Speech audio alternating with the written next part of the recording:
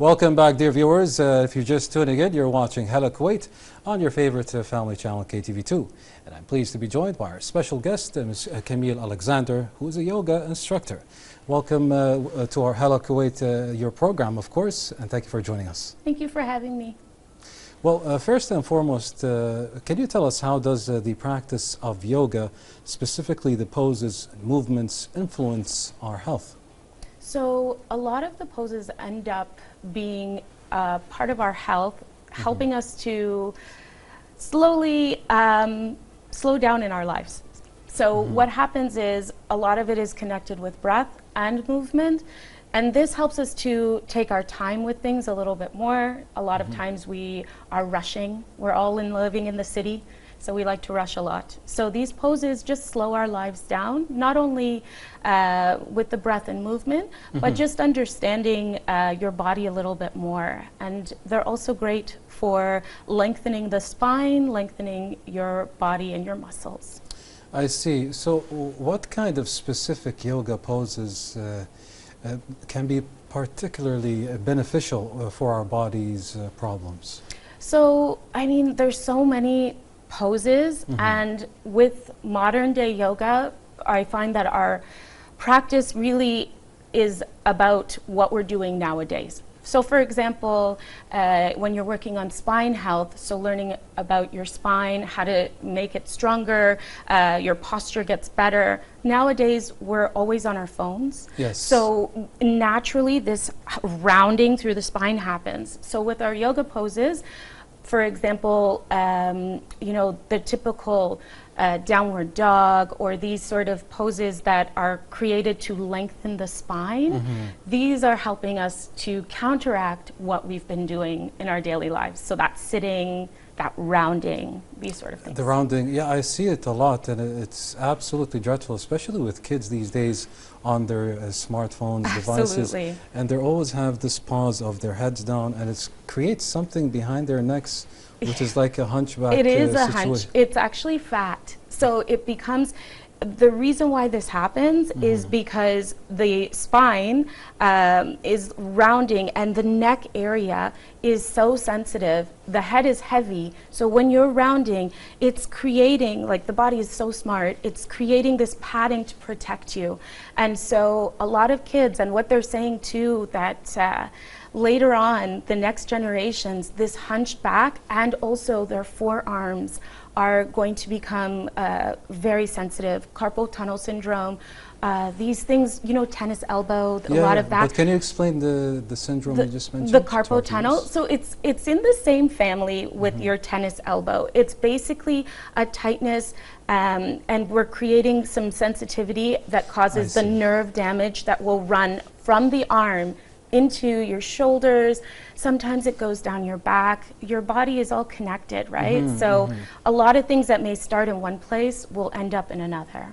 Well, that's very interesting, Camille. Now, let's shift gears and talk about some of the, you know, the breathing techniques in yoga and how it affects the gut, and what are the mechanisms behind it?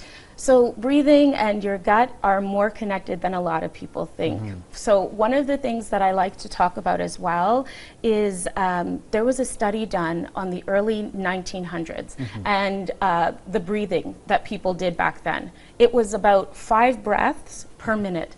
Now, the way we live, it is anywhere between 30 breaths or more a minute. So if you imagine how fast-paced our life has become, this fast pace is actually creating a nerve, like a nervousness and anxiety within the body. I see. And so this actually, anxiety, nervousness, all of these sort of things, they attack your gut system. Like, they're so connected, and when we're breathing slower, we're actually relaxing the body. And with that relaxation comes a healthier gut as well. So IBS, which is irritable bowel syndrome, is a part of why a lot of people right now are having issues. They're cramping in their stomach. Sometimes people think it's allergies, but a lot of times it may just be that you're anxious or you're just running around too much. So slow breath, slow down your life. They're good. Which is a great segue. You touched on it now, but it's a great segue to the next question, which is what are some of the most effective techniques in breathing that can help the discomfort when it comes to digestive relief? So I would suggest that people can take breath and even movement together can help with this. So slowing your breath down, I like to do a count, and I always teach my clients about just inhaling for a count, holding for a count, exhaling for a count, and holding at the bottom. This is called a box breath. So box breathing is basically you can take 4 breaths in, hold it for 4, exhale for 4, and then hold at the bottom. You mean 4 consecutively? Like 4 seconds, yeah. So you can without letting out. Yeah, you're holding it and you slowly, take the next one. yeah, and then you'll take the next one. But even just 4 seconds for some people is difficult. So the goal is to grow through that. So you can start with the 4, then maybe you'll make 5 or 6 or 7. Some people 10, 11. So yeah, so that breath, you can also counter that with movement. So there's a position called cat and cow. You can do it seated. It's where you breathe and you're lifting your chest forward and expanding the belly. And then when you exhale, you're rounding the spine and pushing the air out of the belly. So this is something you can do seated. So many people can do this, and it's a great way to start with your healthy gut, and a great one to do in the mornings, actually. I think I've seen images of what you're talking about. Is that the one where we see the exhale becomes so deep you can actually see the ribs and they shift left and right sometimes? Oh, this is another way. Okay. This is something else where we're actually like moving. The goal here is to actually get your stomach to move in circles in this one. That's a little bit more advanced. Advanced, I'm guessing, yes. Very, very advanced. Cat and cow is a very gentle one that you can even just Google. You can find it on YouTube. But it is something that a lot of people already naturally are doing. So, So, talking about you know, this practice of mindfulness in yoga, to help reduce the stress. How does this happen, and in turn, how can it impact gut health? So as I was mentioning before about the quick breath and anxiety, or just in general, when we get anxious, what happens is that our heart rate goes up. And a lot of people don't understand that even your breath and your heart are connected, right? So one of the things that you do is, again, I mentioned the box breathing. You can take this in. The box breathing will help you to slowly relax the body a little bit more, and that slows the heart rate down. You can even test this on a treadmill. So if you are walking on the treadmill and you place your hand, sometimes it gives you your heart rate. Yeah. So you're holding on, and then just take a deep inhale, hold your breath, and then try your best to slowly exhale, and you will watch your heart rate actually go down. Yeah, it's really interesting. So they're connected, and if you can relax the breath, as I mentioned before, you can begin to relax the body. Okay, can the principles of mindfulness in yoga help individuals become more aware of their body's signals and identify potential triggers for gut issues? Absolutely. So when you are slowing down, and with the mindfulness idea, mindfulness is just being able to actually go inward a little bit more to your body. So, you know, when you're sitting and doing those breathing exercises, you can actually think about, let's say, for example, your knees. Maybe someone has knee issues. If they stop their breathing, and even the smallest movements, or even just sitting there with their knee pain, they can start to understand a little bit more sometimes where that comes from, like the triggering. So when I'm a little bit more mindful about my body and my movements, then I'm able to actually think a little bit more about what happens when I move my knee. What happens, maybe I'm standing in a way with my feet that is not healthy for my knees. So being mindful is a way to go inward a little bit more, think about what's happening in your body, and these yoga poses actually can help you with that. A yoga class usually does give you that body awareness that you may not have had before. I see. Well, I would like to pause there, Ms. Camille, of course, as we do have a report to show our dear viewers. Well, dear viewers, as usual, everybody behind the scenes and our camera crews have been working diligently to bring you the best content. And with that, they have prepared this report. Let's watch it together, and we'll be right back. Stay tuned. Welcome back, dear viewers, and we hope you're enjoying your evenings wherever you are. I'm pleased to be still joined by our special guest, Ms. Camille Alexander, who is a yoga instructor. Now, Ms. Camille, can you tell us what are some recommended yoga poses for improving digestion and reducing inflammation?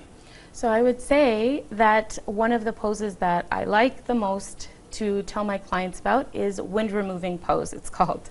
So what it is when you first wake up in the morning, or if you're doing this through, let's say in the evening time, or when you have time to be flat on the floor, basically, you want to take one knee, bending the knee up towards the body and bringing it out to the side and up towards the armpit. And then you kind of hug the knee there for a few breaths. And this is just massaging the intestines. It's also allowing the belly to get that little bit of a massage as well. You can also counter this pull with a stretch. A lot of times this is what people do. So you pull the knee in and then you'll take the knee over to the side for a little bit of a twist, which also is massaging intestines and your digestive system.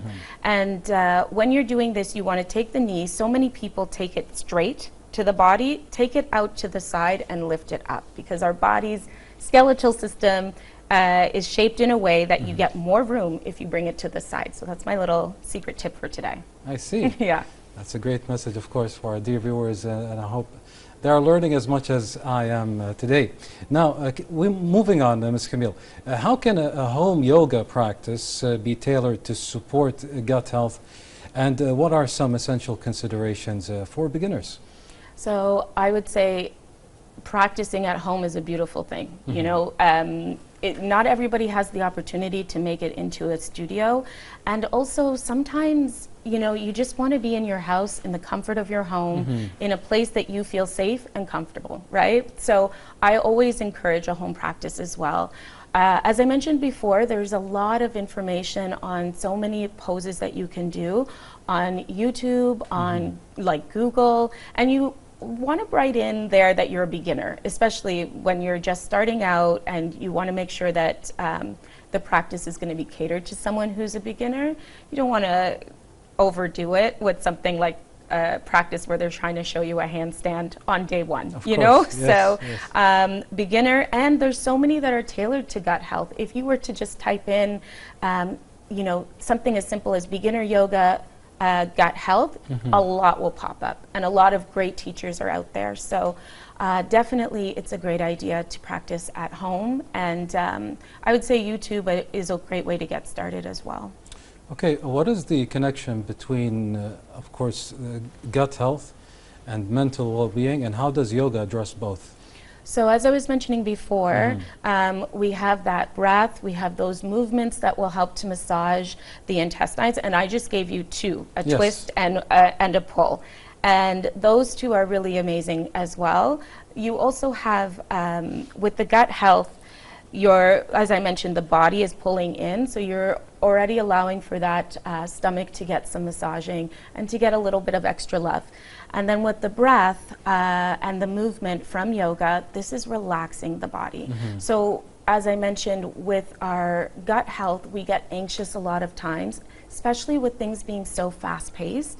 So yoga just gives you the opportunity to slow your body down, to listen to what your body needs a little bit more, and with that in turn, you're going to start to relax. You're going to start to feel a little bit better in the belly area as well. So it really helps in, as I understand it, it brings you back to earth. It let's can, say. yeah. So it makes you present in the moment. Yeah, we call it grounding. Grounding, actually. okay, yeah, yes. yeah, we call it I'm grounding a beginner, because you're bringing so yourself down. You're bringing yourself back, like you said, back to earth. Okay. It's one of those things that keeps you present, because our mind tends to drift, Exactly, right? yeah. Even in class, people are, you know, I'm guilty of it sometimes. When I'm in my own personal practice, I might be like, what am I going to have for dinner? So it's good to be in these poses, because then I have to focus back on what am I doing, right? You can't, in a handstand or a headstand, you can't be thinking about dinner. It's, Exactly, it's yes, not yes. gonna, it's not gonna keep you up there too long. Exactly. So, yeah. So, are there any specific dietary recommendations that complement a yoga practice for optimizing gut health?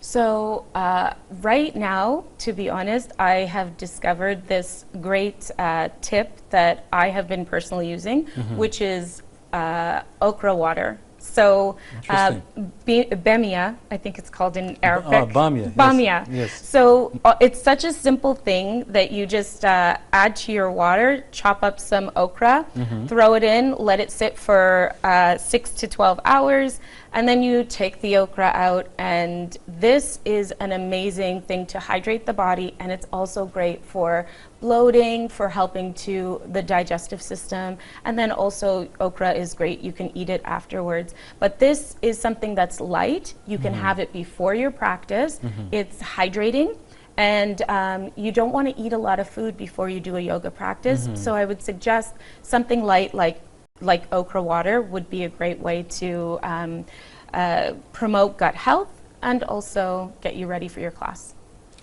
Okay, so shifting gears now, how can someone build a home yoga practice? As I mentioned, something so simple as just turning on YouTube or Google is going to be a great way to get you there. You just need a space that's going to be big enough for you to be able to stretch, you know, and maybe just have a mat. I personally prefer telling my students somewhere with natural light is always nice if you can, but not everybody has that option all the time. Somewhere where you can put down a mat, a yoga mat, or even just have some carpet to just protect your knees and just could give you a little bit of warmth. But you don't really need much. You just need, the hardest thing about yoga, I always say, is just making it to the mat. So whatever makes you feel comfortable, just have a nice little space, a little setup for yourself. Some people like candles and, you know, to set a vibe, whatever you need, you know, but not too much. It's up to you. So then is this next question that we have prepared relevant then when we ask what are the best places to practice yoga? Could be anywhere. It could be anywhere, to be honest, as long as you're feeling comfortable, as long as it's and as long as it's reasonable, because I feel like sometimes, you know, when you see on Instagram, people are doing some crazy yoga poses on crazy places, mountains and all of this kind of stuff. So just make sure it's a space that's safe, it's clear of any, you know, heavy equipment or heavy things around you, that you just have some room to do. Could that be a common misconception for beginners? Sometimes they feel overwhelmed. They see yoga as a practice. Hey, maybe I have to go all the way to the mountains of Nepal to practice it, and maybe I will like it. But is it rudimentary where to do it? I mean, I feel like just start off with a mat. You can do it in a yoga studio if you'd like. I find a lot of times people want that privacy, so in your home is decent too. It's not going to be a bad thing, and I feel like this is where the misconception of yoga and Instagram, people want things to look so fun and fancy, when really yoga is about, you know, just keeping things simple and light to your body, to your mind, and that's, I would say, the base for your practice. So. Well, I really enjoyed our talk, Ms. Camille Alexander, and I hope you enjoyed it too. Yes. Of course, we do appreciate your insight and your time. Thank you. Thank you so much for having me. Thank you. Well, dear viewers, that was Ms. Camille Alexander, who is a yoga instructor. We do hope you enjoyed this talk as much as I did, of course. And with that, moving on, we go to this report that we have prepared. Let's watch it together, and we'll be right back. Stay tuned.